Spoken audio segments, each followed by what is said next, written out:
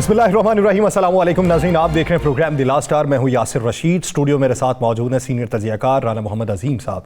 नाज़रीन, पाकिस्तानी सियासत के आज के दिन का अगर अहाता करें, पाकिस्तान तहरीक इंसाफ ने सुप्रीम कोर्ट के अंदर एक दरख्वास्त दायर की। पाकिस्तान तहरीक इंसाफ ने कहा कि हमें लेवल प्लेइंग फील्ड नहीं मिल रही।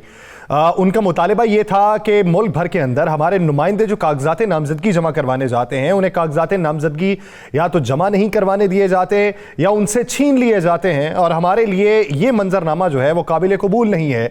आप अपनी कोई डायरेक्शन जारी करें, जिस पर आज 3 रुकनी बेंच बना और 3 रुकनी बेंच ने तमाम तर मुतालिबात सुनने के बाद ये फैसला दिया, डायरेक्शन दी गई इलेक्शन कमीशन ऑफ पाकिस्तान को कि मुल्क भर के अंदर जहां पर भी पाकिस्तान तहरीक इंसाफ का नुमाइंदा कागज जमा करवाने जाए तो उसे किसी भी कानूनी या इदारा जाती मुश्किल का सामना ना करना पड़े।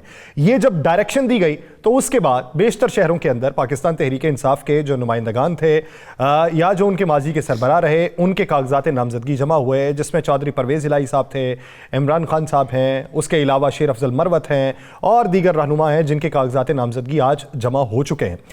आज की इसी डेवलपमेंट में आगे चल के साइफर केस की समाअत में फैसला सामने आया, जो जमानत के लिए दरखास्त दी गई थी।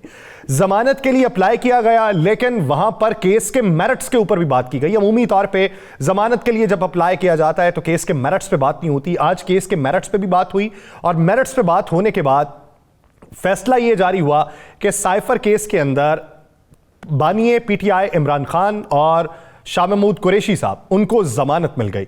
जमानत मिलने के बाद केस अभी आगे चलेगा, केस का ट्रायल भी होना है और मंतकी अंजाम तक पहुंचना है, और ये रिलीफ उन्हें मिला है। इस रिलीफ के मद्दे मुकाबिल कितना बड़ा ये रिलीफ है और आगे चल के मंतकी अंजाम इसका क्या हो सकता है, अभी ट्रायल के कितने मराहिल बाकी हैं, ये एक बुनियादी सवाल है जो आज के प्रोग्राम में डिस्कस किया जाएगा। और सबसे बड़ी बात, पाकिस्तान तहरीक इंसाफ का आज वो फैसला हुआ है कि जो उनका इंतखाबी निशान था, जिसके लिए वो बार बार मुतालिबा कर रहे थे कि हमारा कोई फैसला कर दें, तो आज इलेक्शन कमीशन ऑफ पाकिस्तान की जानिब से पाकिस्तान तहरीक इंसाफ का इंतखाबी निशान जो बल्ला था वो वापस ले लिया गया, क्योंकि पेशावर हाई कोर्ट ये डायरेक्शन दे चुकी थी इलेक्शन कमीशन को कि 22 तारीख से पहले आप इसका फैसला करेंगे। अब इसका फैसला हो चुका, तो क्या पाकिस्तान तहरीक इंसाफ कुली तौर के ऊपर इलेक्शन में जो मुस्तकबिल करीब में होने जा रहे हैं बल्ले के निशान से महरूम हो चुकी है, या उनके पास अभी कोई आईनी या कानूनी तौर पर कोई ऑप्शन मौजूद है कि किसी जगह पे अभी वो अपनी दरखास्त दायर करें और बल्ले का निशान वापस हासिल करने की तगदो करें। तो इसी बारे में बात करते हैं राना साहब की।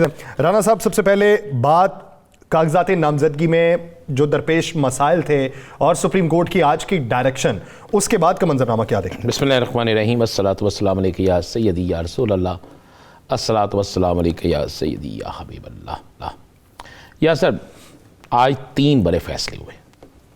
पहला साइफर का, दूसरा तहरीक इंसाफ ने जो सुप्रीम कोर्ट से रजू किया कि उन्हें कागजात नामजदगी छीन लिए जाते हैं, उन्हें उनके कागजात जमा नहीं किए जाते, और तीसरा बल्ले का निशान वापस हो गया और तहरीक इंसाफ की रजिस्ट्रेशन भी जो फैसला है उसके मुताबिक के जनाब नहीं रही।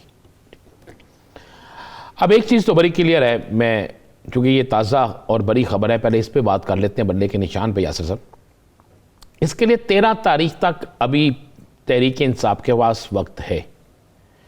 वो पेशावर हाई कोर्ट जाते हैं, वो सुप्रीम कोर्ट जाते हैं, वो किस तरह रजू करते हैं, ये एक चीज़ होगी। नंबर 1, ये कानूनी मैं आपको बता रहा हूँ, 13 तारीख को निशानात अलाट होने हैं, उससे पहले तक ये कर सकते हैं। अब एक सवाल पैदा हो गया कि इनके उम्मीदवार अब किस तरीके से अपने कागजात नामजदगी जिन्होंने जमा करा दिए वो, और जिन्होंने जमा करवाने हैं वो, अब जिन्होंने जमा करवाने हैं जब तक फैसला नहीं आया वो बतौर आज़ाद उम्मीदवार जमा कराएंगे यासिर साहब, और जैसे ही फैसला आ जाएगा तो फिर पार्टी का सर्टिफिकेट जो होता है और एक एफिडेविट वो देंगे कि जनाब हमने आज़ाद इस हैसियत से जमा कराए कि उस वक्त तक ये फैसला नहीं, अभी का फैसला होना था। लेकिन आप ये देखें, इसमें पेचीदगियाँ काफ़ी हैं। नहीं, कोई ऐसी पेचीदगी नहीं है। मियां नवाज शरीफ साहब नाहल हुए थे, उनकी पार्टी के तमाम लोग जो थे उनको उनके पार्टी टिकट जो थे वो कैंसिल कर दिए गए थे, वो आज़ाद इलेक्शन लड़े थे, याद है ना आपको, सेनेट के अंदर जी। तो क्या हुआ, वो क्या पत्तों की जमात में चले गए, किसी बात में चले गए। लेकिन वो सेनेट का इलेक्शन चंद नशिस्तें, ये कुली तौर पे ये ज़्यादा बेहतर है। ओ भैया, ये ज़्यादा बेहतर है। अब आपको पता ही उस वक्त चलना है कि किस पार्टी का कौन सा उम्मीदवार है। 10 बंदे आज़ाद इलेक्शन कागजात जमा करा देते हैं यासर साहब जी, पहले तो बड़ा आसान था ना कि यासर उम्मीदवार हो सकता है, फ़लाँ हो सकता है, फ़लाँ हो सकता है। अब क्या होगा, अब किस तरह पता चलेगा? मेरी बड़े एक सीनियर शख्स से बात हुई, उसने कहा जी हम तो इलेक्शन लड़ रहे हैं, भरपूर तरीके से लड़ रहे हैं, हमारी जमात भरपूर तरीके से इलेक्शन लड़ेगी दोनों सूरतों में। पहली बात है कि उन्होंने कहा जी हमें 99% यकीन है कि हमें ये निशान वापस मिल जाएगा, बल्ले का निशान, और जमात के इलेक्शन जो हैं वो जो कालादम करार दिए गए हैं ये भी ठीक हो। अच्छा यासर, मुझे समझ नहीं है, मुझे एक बात तो बता दें, आपको भी सहाफ़त करते इतना अर्सा हो गया, नवाज शरीफ, शहबाज शरीफ या मरियम सफदर, इनके मुकाबले में कभी कोई इलेक्शन लड़ने आए पार्टी में? हाँ, सब बिला मुकाबला हुआ। तो फिर मुझे एक बात बताएं, यहां तो फिर ये तलवार लटका दें तमाम सियासी जमातों पे, फिर ये फैसले तमाम सियासी जमातों के। मुझे तो उन सियासी जमातों का भी इल्म है, आपको भी इल्म है, जो ड्राइंग रूम में बैठ के कागज तैयार करके भेज देती हैं। अच्छी रवायत कायम की है, मैं समझना इलेक्शन कमीशन ने, लेकिन ये रवायत सिर्फ एक जमात के लिए नहीं होनी चाहिए, ये पाकिस्तान के तमाम जमहूरी कल्चर के लिए होनी चाहिए। फिर करें ना नहल सबको कहीं आजाद आए मैदान में, आए आगे मैदान में इलेक्शन लड़े, पता लगे इनको। अभी तो ये पार्टियों से भाग रहे थे, तो आजाद किधर से लड़ना इलेक्शन? यार छोड़ दें ये आजाद इलेक्शन, ये लग पता जाएगा इनको, जरा अवाम में जाने देना। बात एक ज़हन में रखिएगा, इलेक्शन के लिए डेट है 8 फरवरी। अगर आजाद हैसियत से भी इलेक्शन लड़ते हैं तहरीक इंसाफ के लोग, तो उनका जिसका जो इंतहाबी निशान होगा, वो इंतहाबी निशान किसी के जहन में डालना अब इतना मुश्किल नहीं है। अब डिजिटल मीडिया का दौर है, अब टीवी भी मौजूद है, अब मोबाइल फोन मौजूद है हर दूसरे शख्स के पास, 1 मिनट से पहले बात चल जाता है। अब तो वो बात रही नहीं कि जनाब रात को अखबार छपने 24 घंटे बाद हमें खबर मिलनी है तो फिर जाके करना। अब 24 घंटे नहीं, 24 सेकंड है। अब तो इस तरीके से होगा।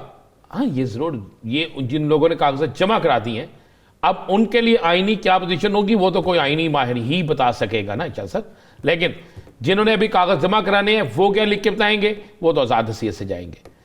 दूसरी बात यह है कि अभी आपने एक जिक्र किया, कोई शक नहीं कि अभी बहुत से मरहले हैं इस केस के। उन्होंने लिखा है कि जो अदालत फैसला इस केस को सुन रहा, ट्रायल कोर्ट जो है वो अपना फैसला करे, लेकिन इसमें थोड़ी सी चीज़ें ये भी आएंगी। अगर ट्रायल कोर्ट इस पर सज़ा देती है तो फिर क्या जो सुप्रीम कोर्ट ने आज बहुत सुप्रीम कोर्ट ने टोटल मेरिट किया है या सर, कानून देखा है, आज फैसला कानून की नज़र से हुआ है, कानूनी नुक्ता नज़र से सारी चीज़ें की गई हैं। तो क्या सुप्रीम कोर्ट जैसी आला अदलिया 3 रुकनी बेंच, कायम काम चीफ जस्टिस साहब समेत अहम तरीन तीनों जज से, इनकी जो राय है, इनका जो फैसला है, इस फैसले में जो उनके रिमार्क्स हैं, क्या वो और एक ट्रायल कोर्ट के जज के रिमार्क्स, क्या इसमें फ़र्क नहीं आएगा? बहुत, अगर ट्रायल कोर्ट का जज कहता है नहीं, वो सुप्रीम कोर्ट वाले रिमार्क्स जो है, जो उन्होंने फैसला दिया है, उसको रिजेक्ट करता है, तो फिर उसके बाद मैं, चूँकि वो आईनी मसला है, हम उस पर नहीं जाना चाहते, फिर ये बड़ी चीज़ें आएंगी। दोनों अब तरफ रास्ते हैं। अभी मंजिल आसान नहीं है, मंजिल मुश्किल ज़रूर है, लेकिन आज चूँकि जुमे का दिन था ना, तो मगरब के तक तो किसी के लिए वो दिन अच्छी खबर लेकिन नहीं आया। तो अभी आगे आगे देखिए होता है क्या। अब इश्क की मंजिलें और बहुत हैं, चूँकि शेर व शायरी क्या मास्टर है आप इसमें बता सकते हैं, तो अभी तो इश्क की मंजिलें बड़ी हैं। लेकिन मैं आपको एक बात बता दूँ यासर, इलेक्शन बड़ा मज़ेदार होना है। इस्लामाबाद पहुंचने के ख्वाहिशमंद, मैंने आप ना, बल्कि मैं अब कोड कर देता हूँ ना, रमेश कुमार साहब जब कोई बात करते हैं ना, मैं उनको मतलब अक्सर कहता हूँ, याद हमारे प्रोग्राम में होता था, मैं जब देखता था ना रमेश कुमार साहब ने स्टाइल चेंज कर लिया, उनकी अब वाबस्तगी तब्दील होने लगी है, तो मैं कहता था यासर इनके पास खबर है या इनके पास कोई चीज़ है। आज रमेश कुमार साहब ने ये हमारे प्रोग्राम में उनका जुमला भी था ना कि मुझे हुकूमतों की ज़रूरत नहीं होती, हुकूमतों को मेरी ज़रूरत होती है।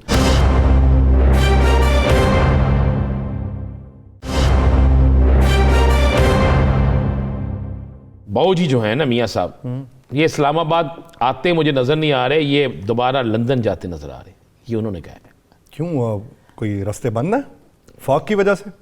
फोक हो या देखें, मुझे एक अवामी फोक आ रही है 8 फरवरी को ना, अवामी फोक आ रही है, वो हर उस उम्मीदवार को मुस्तरद कर देगी जिसको वो पसंद नहीं करती, हर उस उम्मीदवार को। हम किसी सियासी जमात की बात नहीं कर रहे। अब अवाम किसके साथ है, आवाम किसके साथ नहीं है, ये फैसला तो वक्त ने करना है, इलेक्शन डे ने करना है। आप दो चीज़ें तो ज़हन नशीन कर लें अच्छी तरीके से। आज मैं कल के प्रोग्राम में फुटेज चलाएंगे और इलेक्शन कमीशन से हम ये कहेंगे कि शायद आपकी नज़र से ये चीज़ ओझल रही है। यासर, आज आपको पता है कसूर में क्या हुआ है? पता है आपको? मुझे बहुत सारी जगहों का पता है, आप सिर्फ कसूर का तज़किरा कर। कसूर में आज ये नहीं, आज कसूर में सबसे अजीब चीज़ हुई है ना। कसूर में ये हुआ है कि रिटर्निंग ऑफिसर के दफ्तर के बाहर स्टेज और कुर्सियां लगाकर जमे गफीर इकट्ठा करके सरकारी जगह उस पर बाकायदा एक मजमा लगाकर जलसा करके कागजात जमा करवाएंगे। मुझे एक बात होता है, रिटर्निंग ऑफिसर का दफ्तर, उसमें के बाहर कुर्सियां लगाकर 400-500 बंदा कुछ कुर्सियों पे सोफों पे बिठाकर तकरीरें करके मीडिया मौजूद है, सारा कोई करने के बाद मुझे बताएं आप कहते सर बाकी कागज छीनना या दूसरा छीनने के जो इल्जाम आ रहे हैं वो तो आज सुप्रीम कोर्ट में डिस्कस हो गए हैं। नहीं, उससे ज्यादा तो नहीं है ना हैरत ज़दा के बाहर खड़े एक डीएसपी जो है वो कागज छीने, बंदा इतराज लेके आरओ साहब के पास जाए तो आरओ साहब के साथ में बैठा हो, तो वो वहां पे बैठा चाय पी रहा हो, तो वो सोचे कि ये तो मुझसे बाहर कागज छीन के भागा हुआ था, ये यहाँ पे बैठा है। उससे तो हैरत ज़दा बात नहीं है ना। यहाँ पे तो ये भी मंजर देखने को मिले, आज सुप्रीम कोर्ट में भी ये डिस्कस हुआ। नहीं, मुझे यकीन है कि इलेक्शन जो है ना, इलेक्शन आपको वो पता है, हमारे आर्मी चीफ साहब भी चाहेंगे कि इलेक्शन, वो खुद कहते हैं कि मुनसफाना हो। उन्होंने वो पैगाम भी दिया कि इलेक्शन मुनसफाना हो और इंशाल्लाह। हमारे निगरान वज़ीर आज़म साहब ने कहा, मंसूर अली खान ने उनका इंटरव्यू किया, उसमें उन्होंने बात की कि पाकिस्तान तहरीक इंसाफ एक सियासी जमात है, उसे इलेक्शन लड़ने का हक है, उस पर वर्कर्स कन्वेंशन अगर वो करना चाहती है उसका भी वो इनेकाद कर सकती है। कागजात नामजदगी जमा करवाने में अगर कोई हडल्स है, हम सूबाई हुकूमतों से पूछेंगे कि ऐसा मंजरनामा क्यों है, ये उनकी तरफ से है। उन्होंने कहा कोई पाबंदी नहीं है, सबके लिए बराबर। बिल्कुल इसी तरह देखें, ऊपर से बड़ी मजे वाली बात है यार, अभी तो मैंने जिस तरह कहा कि मैदान लगना है, उन्होंने तो ये भी कहा मैं लाहौर गया तो मुझे अक्सर पीटीआई के झंडे आज मैं एक चीज की बड़ी मजम्मत करूंगा यार। क्या सर? बाकी आपको इख्तलाफ हो सकता है, हर चीज हो सकती है यार। आज चौधरी परवेज लाई की बीवी के साथ जो हुआ ये नहीं होना चाहिए था। चौधरी परवेज लाई साहब ने बड़ी हिदमत की, उन पर इल्जाम है, जब साबित नहीं ना हुए, साबित कर लें, फिर उसके बाद आप जो मर्जी करें। आज उनकी बीवी के साथ जो हुआ वो अच्छा नहीं किया गया, उनसे पर्स छीना जाए, उन्हें मारने की कोशिश की गई, यानी मारा भी गया ना। ये सारा कुछ, ये क्यों, कौन है वो, ये देखना होगा। और मैं एक समझे चौधरी शुजात के लिए बड़ी है। देखें, चौधरी परवेज लाई साहब ने कागज़ जमा हो गए, मोहम्मद साहब के कागज़ जमा हो गए। इलेक्शन में कौन जीतता है, कौन हारता है, कौन अहल है, कौन नाअहल है, ये फैसला तो बाद में होगा ना, सारी चीज़ें। लेकिन ये बनता नहीं था जो आज हुआ है। ये मैं समझता हूँ कि हर सियासी जमात के लीडर से लेकर कारकुन तक की इज्जत होनी चाहिए। ये क्या रवाज पर गया है? क्या इससे इलेक्शन आप समझते हैं कि बिल्कुल पुरअमन हो सकेंगे? हुकूमत का काम इलेक्शन पुरअमन कराने के लिए जितना सिक्योरिटी देनी है वो वही है। आप फौज तैनात कर देंगे, बिल्कुल करेंगे, उनका फर्ज है, वो आएंगे, हमेशा हर मुश्किल में आते हैं। लेकिन लड़ाई झगड़े तो उन्होंने नहीं रोकने ना, जो पोलिंग के बाहर हैं, जो गली मोहल्लों में हो रहे हैं, जो यहां पे कागजात नामजदगी के वक्त हो रहे हैं, उसका कौन जिम्मेदार है? मुझे बड़ा अफसोस हुआ जब मैंने देखा सुना चौधरी परवेज लाई साहब के हवाले से, उनकी बेगम के हवाले से जो हुआ। नहीं होना चाहिए था, नहीं होना चाहिए था। मैं इसलिए कह रहा हूं कि जब तक किसी पर इल्जाम साबित नहीं होता वो मुल्जम नहीं है, वो मुजरम नहीं है, वो मुल्जम भी नहीं है। मैं समझता हूं, मैं दोनों लफ्ज कहूंगा, पहले इल्जाम साबित करें, फिर सजा दें, फिर वो अपनी आखिरी अपील तक जाए तो फिर हम उस पर कहें वो। लेकिन चौधरी परवेज लाई की जितनी हिदमात हैं 1-1, 2-2 से लेकर बाकी चीज़ों पे आप देखें ना, मोहम्मद सलाई साहब की देखें, फिर मैं कहूँगा फिर हम किसी और तरफ चल जाएंगे। ये नहीं होना चाहिए था जो आज हुआ, लेकिन आगे तो थोड़ा सा बढ़ जाए इससे। अच्छा, वो मैं एक तज़किरा कर दूं, कल ततले वाली में ना, ततले वाली ये जो आगे गुजरांवाला के करीब, वहाँ पे वो एक शख्स कागजात नामजदगी जमा कराने आया, तो बाहर पुलिस खड़ी थी, उन्होंने उसे उठा लिया, तो वो डाले में बिठाना चाह रहे हैं, तो मिन्नतें तरले करता रहा, भाई मेरी बात सुन लें, कहता ना बैठ। तो वो कोई 2 किलोमीटर ले गए हैं। वो जब उसे बोलने की थोड़ी सी मोहलत दी गई, उन्होंने कहा बादशाह हो, पीटीआई था नहीं, पीपल्स पार्टी था, मुझे कागजात जमा करवाने, उन्होंने फिर उतारा, उनके जा करवा ले जा। आपको एक और पता है, एक बंदा जो है वो बेचारा एक कोर्ट का फैसला और साथ बिल लेके गया। आजकल आपको पता है ना, कोर्ट के फैसले से बिल जमा हो रहे हैं ना। हाँ जी। तो उसे पकड़ लिया गया कि तुम कागजात जमा कराने जा रहे हैं। अल्लाहु अकबर। लेकिन आज सुप्रीम कोर्ट के हुक्म के बाद और चीफ इलेक्शन कमीशन के अहकामात के बाद आर्मी चीफ साहब के ये कहने के बाद कि मेरिट पे फैसला होगा, कोई किसी की साइड नहीं ली जाएगी। इसके बाद मैं समझता हूँ कि मुल्क के हालात जो हैं शायद, नहीं मुझे यकीन है बेहतर हो जाएगा। अगर बेहतर नहीं होते तो फिर जो भी इसका ज़िम्मेदार है उसे शिकंजे में आना चाहिए, उसको फिर माफ़ी नहीं मिलनी चाहिए। यासर साहब, फिर माफ़ी नहीं मिलनी चाहिए। इसलिए जमहूरियत इस मुल्क का हुस्न है और इलेक्शन में अवाम की राय का एहतराम हमें सबसे पहले अजीज़ है, सबसे पहले सबसे ज़्यादा अजीज़ है। इस पर तो कोई कंप्रोमाइज़ होना ही नहीं चाहिए, इस पर कोई कंप्रोमाइज़ करना भी नहीं चाहिए। और इसके लिए कोई आज़ाद उम्मीदवार है, कोई सियासी जमात का उम्मीदवार है, उसको पूरा मौका मिलना चाहिए। और आज जिस तरह सुप्रीम कोर्ट ने कमाल किया, मैं समझता हूँ कि ऐसे फैसलों की, और उसमें सुप्रीम कोर्ट ने ये नहीं कहा सिर्फ कि जनाब मैंने क्लीन चिट दे दी है, उन्होंने ट्रायल कोर्ट को भी यासर पाबंद किया है कि आप करें जी। उन्होंने किसी कोर्ट को हदायत नहीं की कि आपने बिल्कुल कुछ नहीं करना। अब देखना ये होगा बस कि आला अदलिया के अहकामात और आला अदलिया की जो रिमार्क्स थे वो क्या हैं और नीचे ट्रायल कोर्ट के रिमार्क्स क्या होंगे। ये सब चीज़ें जो है ना वो सामने आएंगी और इसमें बड़ी अहम तरीन चीज़ें जो हैं वो आपको अब देखने में मिलेंगी। मतलब आप देखें ना, इस्लामाबाद हाई कोर्ट ने तो रिजेक्ट कर दी थी ना बेल जी, सुप्रीम कोर्ट ने ले ली, लेकिन ये कभी नहीं हुआ कि ऊपर से आया फैसला नीचे वाला रिजेक्ट करे। ये आप देखने वाला काम होगा, ये आज से पहले नहीं हुआ। मैंने तो नहीं देखा कोई ऐसा। अब मुझे नहीं पता आपका इसमें है कि नहीं, लेकिन कानूनी देखें। अच्छा यासर, एक चीज़ तो बड़ी समझ से बाहर है, हमजा शहबाज साहब किधर है, पता है कुछ आपको? वो लॉबिंग कर रहे होंगे अपनी। यार लॉबिंग किस तरह कर लेंगे? मरियम साहिबा को सूबाई इलेक्शन लड़ाया जा रहा है, मरियम साहिबा को वज़ीर आला का लक़ब दे दिया उसने कैप्टन सफदर साहब ने। हालांकि कैप्टन सफदर साहब लक़ब देने के मास्टर हैं और थोड़ी देर बाद वो कुछ दिन बाद अचानक कह देते हैं मैं आया नहीं थी क्या। और ये सारी चीज़ें हो रही हैं। हमजा साहब बिल्कुल, उन्होंने मानसहरा की बहू कहा ना वज़ीर आला। हाँ जी, और उसके बाद शहबाज शरीफ साहब ने भी सूबाई कागज़ जमा करा दिए हैं। मैंने ये सुना था। वैसे हैरत बात है, तो ऊपर से बंदा नीचे नहीं आता, हाँ, नीचे से ऊपर जाता है। यानी ये हमने देखा है कि कोई अगर वज़ीर आज़म रहा है तो चेयरमैन सेनेट बना दिया गया उसे, या स्पीकर कौमी असम्बली बना दिया गया। वज़ीर आला हो तो वो स्पीकर कौमी असम्बली बन जाता है। लेकिन ये पहली बार देखने को मिलेगा कि वज़ीर आज़म की नशिस्त पे बैठा हुआ शख्स जो है वो अगले इलेक्शन के बाद सूबाई सतह पे कहीं पे बैठा हो। ये पहली बार होगा, हमने तो नहीं कभी सुना नहीं। ऊपर से एक और नया रफर पड़ गया भाई। क्या? वो तहरीक इस्तेहकाम पाकिस्तान और नून लीग की राहें जुदा होती नजर आ रही हैं। तो वो जाहिर बात है अलीम खान साहब वो उससे पीछे नहीं हट रहे हैं। वो कहते हैं जी हमारी तरफ से तो यही उम्मीदवार नहीं। क्यों पीछे हटे, मुझे एक बात बताएं, वो क्यों पीछे हटे? एक सवाल है ना, उनके पास उम्मीदवार हैं, वो दे रहे हैं। आप जब किसी से इत्तेहाद करने जा रहे हैं तो फिर दें उनको हिस्सा। नहीं, कैसे देंगे राणा साहब? वैसे ही देना जिस तरह उनसे लिया था। अलीम खान साहब कुर्बानी भी तो उन्होंने दी थी ना। छोड़ दे, अब मैं कुर्बानी दी साहब की दे दें, साद रफीक साहब की कुर्बानी दे दें, कोई और हल्के दे दें, कोई और हल्के दे दें, वो जाएंगे। जाएंगे।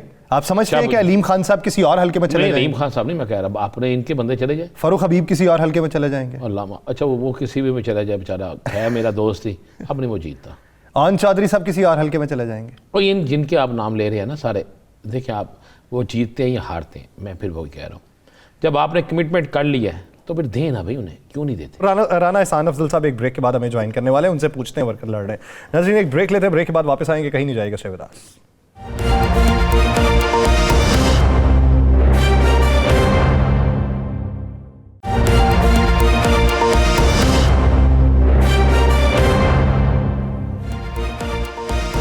ब्रेक के बाद खुशामदीद।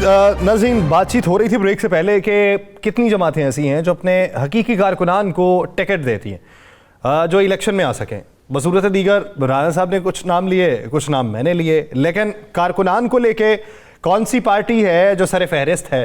तो पाकिस्तान मुस्लिम लीग नून के रहनुमा राना एहसान अफजल साहब ने हमें ज्वाइन किया। राना एहसान साहब, बहुत शुक्रिया आपके वक्त का। राना एहसान साहब, आप पार्टी वर्कर हैं, आपके वालिद भी रहे, आपको टिकट मिल गया? जी, अभी तक पार्टी टिकट्स जो हैं वो अनाउंस नहीं हुए। अभी किसी एक फर्द को भी पार्टी टिकट अनाउंस नहीं हुआ। मुमकिन तौर पे मंगल की तारीख को जो है कहा जा रहा है, मंगल बुध को पार्टी टिकट्स की अनाउंसमेंट्स जो है वो शुरू हो जाएंगी। अच्छा, कैसे रहे आपके मैंने देखा आपके, और कुछ थोड़ा सा हिस्सा ये दिखा देते हैं, अपने कैमरामैन से भेज देते हैं हमें अंदर की खबर, फिर हमें बाद में मिलती रहती है किसी न किसी जराए से। कैसे रहे इंटरव्यू आप लोगों के, खासकर फैसलाबाद डिवीज़न के? देखिए, इंटरव्यूज तो 100 के करीब एप्लीकेंट्स थे, कोई 31 सीटों के लिए, 33 सीटों के लिए 100 से ज्यादा थे। तो हर बंदे को 1 से 2 मिनट मिलते हैं अपना जो है वो इंट्रोडक्शन कराने के लिए। तो ये एक बड़ी कम्बरसम और लंबी प्रोसेस थी जो 6-7 घंटे पे हुई मुकम्मल। तो एक इस प्रोसेस के अंदर इसके अलावा भी बहुत सारी तरीकों से पार्टी कोशिश करती है जानने के लिए कि किसको टिकट देना चाहिए। वैसे तो आपस की इंटरव्यू बात एक है राना एहसान साहब, मेरा काम है दिन भर बोलने का और सालों से बोलता आ रहा हूं, लेकिन 1 से 2 मिनट में ना मैं अपना इब्तदाइया भी बयान नहीं कर सकता। इंट्रो तो बहुत दूर की बात है कि अपना पूरा कुली तौर पे बता सकूं।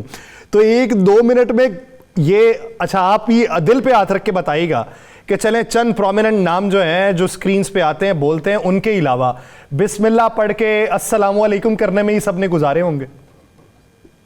जी बिल्कुल, ये तो 1-2 मिनट कोई इतना ज्यादा टाइम नहीं होता अपनी पूरी इंट्रोडक्शन कराने का। लेकिन जिस तरह मैंने कहा कि और भी बड़े तरीके होते हैं, सर्वेज होते हैं। बाकी जो उससे पहले एक इंटरव्यू का प्रोसेस था जिसमें डिस्ट्रिक्ट लेवल के ऊपर इंटरव्यूज हुए, वहां से रिपोर्ट्स जाती हैं, पार्टी के कुछ मेंबर सिलेक्ट किए जाते हैं उस। तो ये एक मुख्तलिफ जराए से जो है पार्टी के विदिन और सर्वे से और दीगर जगहों से ये इंफॉर्मेशन गैदर की जाती है कि कौन मौजूद कैंडिडेट है, और फिर जो शहर की हमारी तंजीमें होती हैं उनकी भी राय ली जाती है। तो ये मुख्तलिफ तरीक़ाकार होते हैं डिटर्मिन करने के लिए कि पार्टी का कौन जो है वो टिकट का मुस्तहक है, लेकिन एंड में तो फैसला फिर पार्लिमानी बोर्ड करता है। अच्छा राना साहब, इंटरव्यू ये एक लफ्ज़ पता नहीं क्यों सियासी जमात, तमाम सियासी जमातों में हो रहा है इंटरव्यू। और अब राना एहसान अफजल ने 5 साल 4 साल इंतहाई अजियत भी सह ली, मुश्किल भी सह ली, बड़े कायद को भी पता है, छोटे कायद को भी पता है। तो किस चीज़ का इंटरव्यू? जब पता है आपको कि फ़लाँ रिपोर्ट्स भी आपको आ गई हैं, तो क्या ये कारकुन की तजलील नहीं है? जिस कारकुन ने मार खाई है, जिस कारकुन ने टाइम दिया है, उसको आप कहें, किसी भी सियासी जमात में मैं कह रहा हूँ, हाल ही आपकी सियासी जमात में नहीं, किसी भी सियासी जमात पता है कायद को, फिर इंटरव्यू किस चीज़ का? देखिए, पार्टी के अंदर हर एक को एक फ्री ऑप्शन दी जाती है कि वो कोशिश करे कि अगर वो कैंडिडेसी का हिस्सा बनना चाहता है किसी सूबाई कौमी असेंबली के लिए, तो उसके पास वो राइट हो कि वो अप्लाई करे। और फिर एक प्रोसेस है इंटरव्यू का। आप ठीक कह रहे हैं, बहुत सारे लोगों का तो पता होता है कि पार्टी के साथ ये खड़े हैं, और फिर इंटरव्यू के अंदर लीडरशिप या जो पार्लिमानी बोर्ड है वो उसका जिक्र तस्करा भी करता है। लेकिन यही तरीका है सारी जमातों में, चाहे वो पीपल्स पार्टी हो, पीटीआई हो। मैं कह रहा हूँ बिल्कुल दुरुस्त कह रहा हूँ, मैं तो सब सियासी जमातों को कह रहा हूँ जिनका पता है। अब कोई कहे कि राना एहसान अफजल का नहीं पता, या आप कोई कहे कि असद कैसर का नहीं पता, आप कोई कहे कि उसमें चौधरी मंसूर का नहीं पता, मतलब कायरे का नहीं पता। अब इनके इंटरव्यू तो नहीं होने चाहिए ना। वो कारकुन, मैं तीनों सियासी जमातों की बात की है। आप क्या समझते हैं ये सिलसिला खत्म नहीं होना चाहिए? देखिए, लेकिन अगर कोई मेरे हल्के में मद्दे मुकाबिल या किसी और के हल्के में वो कहे कि मैंने भी काम किया है और मुझे भी मौका मिलना चाहिए है कि मैं अप्लाई करूं, तो फिर ये सिलसिला जो है वो रखना पड़ता है और रखना होना चाहिए है कि जिसके अंदर और भी जो लोग कैंडिडेट्स हैं। लेकिन देखिए है कि इस इंटरव्यू के बाद फैसले मेरिट पे होने चाहिए, और हम इसी उम्मीद पे हैं कि मेरिट पे फैसले होंगे। राना एहसान अफजल साहब, सवाल ये है कि अगर आपको टिकट नहीं दिया जाता, राजा साहब को दे दिया जाता है, तो आईपीपी से इत्तेहाद नहीं होता, तो पूरी पार्टी में सिर्फ एक आप हैं जो बली का बकरा बनेंगे? देखिए, इसके अंदर अभी तो ये वक्त जब आएगा तो फिर आप मेरे से सवाल पूछिएगा तो मैं इसका जवाब दूंगा। अभी तो मेरे साल से मुझे टिकट मिलेगा जी। चलें, बात यह है कि हमारी दुआ भी है आपको टिकट मिले। मेरी दुआ है हमारी, चूंकि आप वर्कर किसी भी सियासी जमात का हो, मैं तो उसके साथ हूं और उसी की बात करूंगा। राना साहब, एक बात, एक सवाल भी है और एक उस पर बड़ा सोच विचार में मैं भी पढ़ा हूं कि क्यों हो रहा है।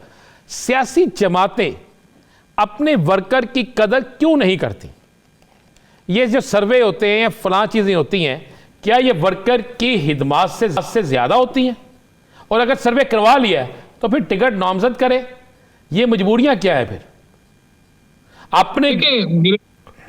हर जमात की कोशिश होती है कि वो इक्तदार में आए, अगर वो इक़्तिदार में आएगी तो वो अपनी पॉलिसीज को इम्प्लीमेंट करेगी, अगर वो इक़्तिदार में ही नहीं आएगी तो वो अपने मंशूर को, अपनी पॉलिसीज को कैसे इम्प्लीमेंट करेगी।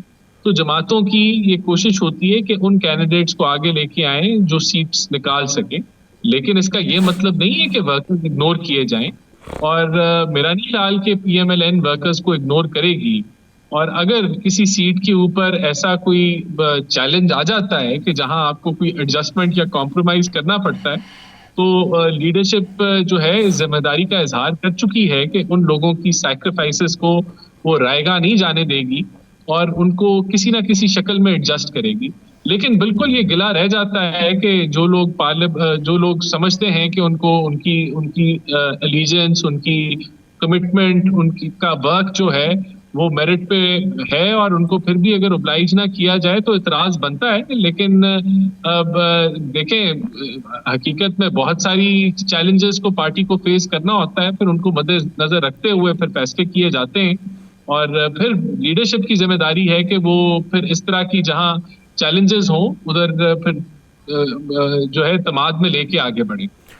अच्छा राना एहसान साहब, आपकी पार्टी जो है राजा रियाज साहब को कंसीडर कर रही है इसलिए कि जो नो कॉन्फिडेंस का मूव था उसमें उनका साथ आपको मुयस्सर था। दूसरी तरफ अशरफ अंसारी साहब हैं जो गुजरांवाला से ताल्लुक़ रखते हैं। हमजा साहब को जब वज़ीर आला बनाना था तो वो पाकिस्तान तहरीक इंसाफ का पहले साथ दे रहे थे, वापस आए और उन्होंने इनका साथ दिया, वादे भी किए गए। अब मौजूदा सूरत हाल में राजा रियाज साहब को आप कंसीडर कर रहे हैं, अशरफ अंसारी से आप पूछ रहे हैं कि आप तो वो हैं, ये मियां साहब ने पूछा कि आप तो वो हैं कि जो पार्टी का साथ छोड़ गए थे, उधर राजा साहब ने भी किसी पार्टी का साथ छोड़ के आपकी पार्टी का साथ दिया था। तो राजा साहब कंसीडर हो रहे हैं, अशरफ अंसारी कंसीडर नहीं हो रहे, इसकी वजह क्या है? देखिए, बड़ा अच्छा सवाल आपने पूछा है। इसका जवाब मेरे पास नहीं है। इसका तो फिर वो जो है वो यहाँ आपको पार्टी लीडरशिप से नहीं, मेरे अच्छे सवाल का फिर मकसद ही फौत हो गया। नहीं, यार आप बचा के रखना चाहिए। यार सर, आप क्यों राना साहब को इम्तिहान में डालते हैं? पता उनको हमसे ज्यादा है, जवाब भी उनके पास बहुत है, लेकिन अभी टिकटों के अनाउंसमेंट हो लेने दें, उससे पहले क्यों करना चाहते हैं आप? तो राना साहब, अब ये अनाउंसमेंट भी हो जाएगी, ये सारा सिलसिला चल जाएगा, अल्लाह ने चाहा तो ये इलेक्शन टाइम पे हो भी जाएंगे। तो अगर ऐसे जैसे आपके हल्के का खुदा न खास्ता कोई ऐसा फैसला हो गया और इसी तरह के फैसले अगर 40-50 हल्कों में हो गए, तो फिर आप क्या मंजर देख रहे हैं सियासी? देखिए, ये तो वोटर ने डिसाइड करना है कि पार्टी का फैसला ठीक है या नहीं ठीक। ये तो at the end of the day ये फैसला तो अवाम ने करना है। तो अगर पार्टी के इंतखाबात उनकी जो सिलेक्शन है वो ठीक हुई तो पार्टी सुरखरू होगी, अगर उनकी सिलेक्शन वीक हुई तो पार्टी जो है वो उसको रिजल्ट इलेक्शन किसकी सिलेक्शन की बात कर रहे हैं? इलेक्शन में लोगों ने सिलेक्ट करना है ना, अच्छा, वोटों के अवाम की तरफ से सिलेक्शन की बात। तो अवाम से तो आपने कहा सर्वे करवा लिया, तो फिर क्यों अवाम के सर्वे को रिजेक्ट करते हैं? फिर क्यों इंटरव्यू करते हैं? अवाम के सर्वे को आगे रख के फैसला कर दें। लेकिन देखें, ये तो असल जो इलेक्शन है वो असल जो वोटिंग वाले दिन पता लगता है कि अवाम का क्या फैसला है। सर्वेज तो होते हैं बिल्कुल, और वो एक्यूरेट भी होते हैं, कभी नहीं एक्यूरेट भी होते, लेकिन असल जो तयन करना है वो तो इलेक्शन डे ने करना है कि अवाम की क्या चॉइस है।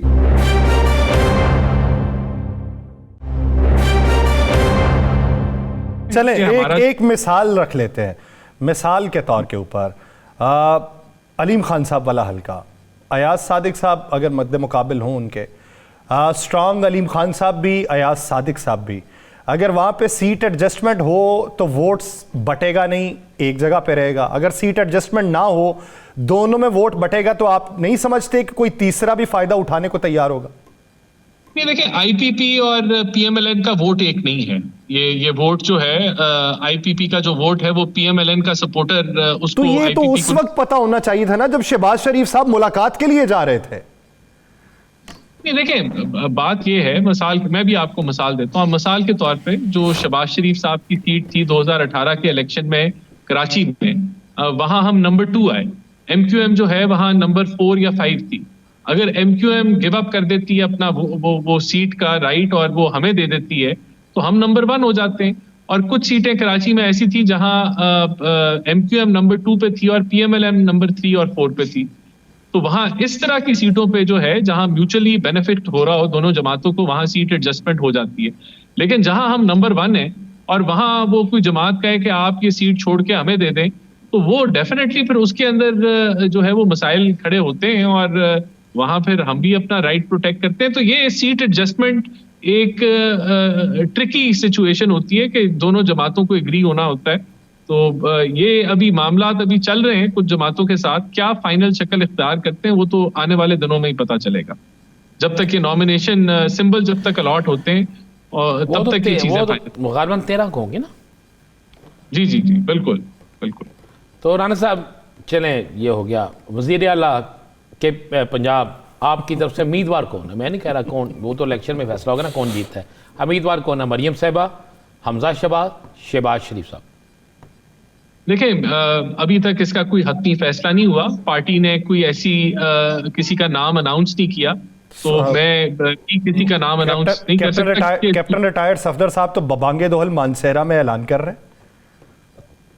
देखिए, उनके पास इंफॉर्मेशन होगी, लेकिन जो हमारी इंफॉर्मेशन अतलात का जो सेक्शन है TMLN का, उसने कभी अभी तक कोई ऐसा हमें कोई वाजे इंडिकेशन नहीं दिया कि पार्टी लीडरशिप का जो है किसी कैंडिडेट के ऊपर फैसला हो गया है कि वो चीफ मिनिस्टर के कैंडिडेट होंगे या होंगी। तो मेरे ख्याल से इंतजार करना चाहिए जब तक। चलें, ये बता दें वजीर आजम के कैंडिडेट का तो फैसला हो गया ना? जी जी, हो गया जी, मियां नवाज शरीफ। उनका फैसला हो गया, बाकी जगहों पे रहता है अभी फैसला। जी बिल्कुल। अगर ये फैसला 8 फरवरी का इलेक्शन देख के किया जाता तो अच्छा ना होता? नहीं, देखिए, आप जब एक कैंपेन लीड करते हैं तो आपको बताना होता है कि हुकूमत कौन लीड करेगा। तो मियां नवाज शरीफ जो हैं वो हमारे कैंपेन को लीड भी करेंगे और हमारे चौथी दफा के वजीर आजम के उम्मीदवार भी हैं। इस पे कंसेंसस है पूरी जमात का। लेकिन अगर ये भी अगर क्लियर हो जाता तो ज्यादा बेहतर होता कि साबिका जो वजीर आजम है वो अगले इलेक्शन के बाद उनके पास कौन सा मनसब होगा। मुझसे पूछ लीजिएगा, राणा साहब नहीं बताएंगे तो मैं बता दूंगा आखिर में। चल पहले राणा साहब से सुन तो लेने दें। देखिए, इस पे तो तज्जिया खबर ही राणा बरादरी के पास है, वो अलग बात है कि बताता कौन है छुपाता कौन है।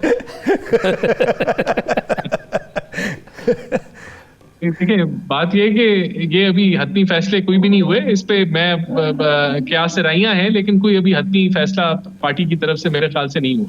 हतमी फैसला पार्टी की तरफ से अभी तक कोई नहीं हुआ, कयास आराइयां हैं, लेकिन वज़ीर आज़म के जो उम्मीदवार होंगे वो मियां मोहम्मद नवाज शरीफ साहब होंगे। और 8 फरवरी के इलेक्शन के बाद ये बाकायदा तौर पर फैसला होगा कि कौन कहाँ पे फिट है। बहुत शुक्रिया राना एहसान अफजल साहब इस हवाले से अपना वक्त देने के लिए। नाज़रीन, किसके लिए कौन सी नशिस्त के ख्वाब देखे जा रहे हैं और लॉबिंग की जा रही है, राना साहब की तरफ बढ़ते। राना साहब, सबसे पहले शहबाज शरीफ साहब, उनके लिए अगली हुकूमत, फ़र्ज़ कर लें मफरूज़े के ऊपर बात है, पाकिस्तान मुस्लिम लीग नून की बन गई, क्या जगह होगी उनके लिए? वज़ीर आला पंजाब। वज़ीर आला पंजाब उम्मीदवार है, मैं आपको खबर दे रहा हूँ। मरियम नवाज साहिबा, मैं आपको खबर दे रहा हूँ, नोट कर लें कागज़ पे। अगर इनके हिस्से में पंजाब आया तो ये वज़ीर आला पंजाब होंगे फिर से। भैया मैं आपसे कह रहा हूँ, ये कागज़ पेंसिल आपके आगे पड़ा है, यासर साहब लिख लीजिए। लेकिन इससे बड़ी खबर एक है यासर, क्या? आज फैसल वाडा साहब की और आसफ अली जरदारी साहब की मुलाकात। तब काफ़ी तवील मुलाकात थी, काफ़ी तवील मुलाकात, और आसफ अली जरदारी साहब ने बड़ा प्यार किया उनसे और बेटों की तरह उन्हें बिठाया, तब की थी। कहीं फैसल वाडा पीपल्स पार्टी में तो नहीं जा रहे? फैसल वाडा का पीपल्स पार्टी में जाना बहुत बड़ी खबर होगा, किसी भी बड़े सरबराह से बड़ी खबर होगा। बिल्कुल बड़ी खबर होगा, और वो किसी के लिए झटका भी होगा। वो बड़ा खौफनाक झटका होगा। उसकी इमेजिनेशन ही जरा खौफनाक जुजरी वाली है, क्योंकि वो तो मंजरनामा पलट जाएगा ना। वो बलूचिस्तान का मंजरनामा भी पलटेगा, वो सिंध का भी पलटेगा, वो केपी के अंदर भी पलटेगा, और एन मुमकिनात में से है कि PTI पार्लियामेंटेरियन जो है उसका साथ JUIFA से हटके उधर को हो जाए। ये मेरी राय है, आपकी शायद इससे मुख्तलिफ हो सकती है। नहीं, मेरी ये राय नहीं है, लेकिन मैं ये कहूँगा कि किसी को कोई बड़ा झटका लग सकता है, और उसको बड़ा झटका लग सकता है जिसको अभी, जिसकी सेहत इजाज़त नहीं देती अभी किसी बड़े झटके की, क्योंकि आज कुछ तबीयत फिर सुना है नासाज हुई थी।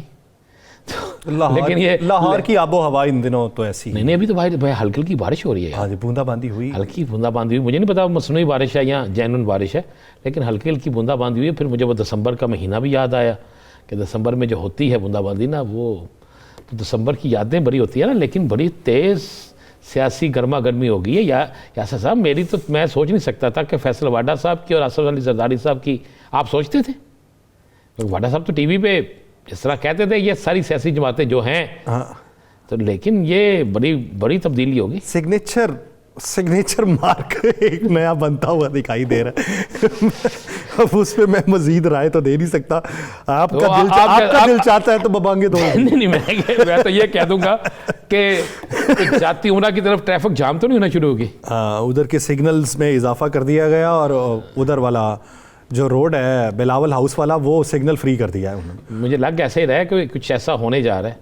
अगर ये अनाउंसमेंट कोई ऐसी हो जाती है अगले 24-48 घंटों में, 1 से 2 दिन में, किसी वक्त भी हो जाती है, या ये मुलाकात में अगर कोई अच्छा पैगाम भी है, ये दोनों चीज़ें देखनी है ना। इस मुलाकात में क्या कोई अच्छा पैगाम भी है, कोई ऐसी चीज़ भी है? क्योंकि जरदारी साहब खिलाड़ी तो है ना, और जरदारी साहब गेम पलट भी देते होते हैं, बड़ा कुछ कर लेते हैं। वो एक अलग बात है कि वो किस तरह पलटते हैं, लेकिन ये एक डेवलपमेंट बहुत बड़ी है। इसमें कोई खुफिया पैगाम रसानी तो हो नहीं सकती। अगर होती तो तस्वीर मंजर आम पे ना आती। तस्वीर जो मंजर आम पे आई है तो ये वाजे तौर पे किसी को पैगाम दिया जा रहा है। पैगाम पहुंच गया है, आप क्यों मेरे मुंह से कुछ चीज लेना चाहते हैं? बताएं ना, थोड़ा सा टाइम है, प्रोग्राम खत्म होने वाला है, तुम हल्की फुल्की जरा मौसीकी कर लें। हल्की फुल्की मौसीकी ये है मेरी जान के पैगाम पहुंच गया इस तस्वीर के बाद, और जिनको ये पैगाम पहुंचा है ना, उसी पैगाम से पहले जो मैंने आपको एक फ़िक्रा कहा था डॉक्टर रमेश कुमार का, याद है ना? डॉक्टर रमेश कुमार का तल्लक भी सिंध से है, और डॉक्टर रमेश कुमार भी जो बात करते हैं उसमें कोई ना कोई चीज़ होती है। वो कह रहे थे कि बाबूजी मुझे इस्लामाबाद की फ़ज़ा में नज़र नहीं आ रहे, वो लंदन की फ़ज़ा में नज़र आ रहे हैं, वो लंदन जाते नज़र आ रही हैं, उनका ये कहना था। और फिर ये मुलाकात बड़ी अहम तरीन मुलाकात है, और ये कोई छोटी मुलाकात इसे ना लीजिएगा। तो आप जो पूछना चाहते थे, मैंने 2-3 जुमलों में वो पूछना चाह रहा था, बताया ही नहीं आपने मुझे। मेरी समझ से तो आप खा के आए अभी ताज़ा शादी, और तो इसलिए आप चाहते हैं कि सारा वजन जो है मेरी तरफ करना चाहते हैं। तो फिर मैंने तो बता दिया कि सिंगलन एक तरफ जो है वो कम हो गए। मैं कोई खबर हाजमे के तौर पे लेना चाहता हूं। यार भी कल भी प्रोग्राम करना है, परसों भी करना है, तो करेंगे ना यासर साहब। सुबह तक कोई इन्फॉर्मेशन निकाल लें। अभी तो तस्वीर सामने आई है, गुफ्तगू क्या हुई है, ये तस्वीर उस तस्वीर बोलती, तस्वीरें कुछ तस्वीरें बोलती हैं। सर ये बोल नहीं रही, ये तस्वीर चीख रही है। तो नहीं, ये तस्वीर नहीं चीख रही, इस तस्वीर को देख के को चीख रहा है। यार ये बात करें ना जो आप मुझसे पूछना चाहते हैं। इस तस्वीर को देखकर एक नहीं कई लोग चीख रहे हैं, और बल्कि चीख भी नहीं रहे। मुझे तो पता चला है कि चीख पुकार इतनी ज्यादा कई लोगों के गले खराब हो गए हैं। जिस तरह आप खांसी खा रहे हैं, उनके तो गलों में से खांसी भी नहीं निकल रही। तो तस्वीरें बोलती हैं, और ये तस्वीर बोलती, इस तस्वीर ने जितना बोला है ना, उसके बाद कुछ लोगों की बोलनी बंद हो गई है। मैं ये कह देता हूँ। चले, प्रोग्राम का वक्त ख़त्म हुआ चाहता है। वो जाते जाते कुछ लोगों के लिए पैगाम ये कि सकूत सहरा में बसने वाले ज़रा रुतों के मिजाज समझो, जो आज का दिन सुकून से गुजरा तो कल का मौसम ख़राब होगा। देखिए कि फ़ज़ा साजगार किसके लिए है और फ़ज़ा बदबूदार किसके लिए। मुझे और राना साहब को दीजिए इजाज़त। अपना बहुत सा ख्याल रखिएगा। मुलाकात होगी कल, अल्लाह निगहबान।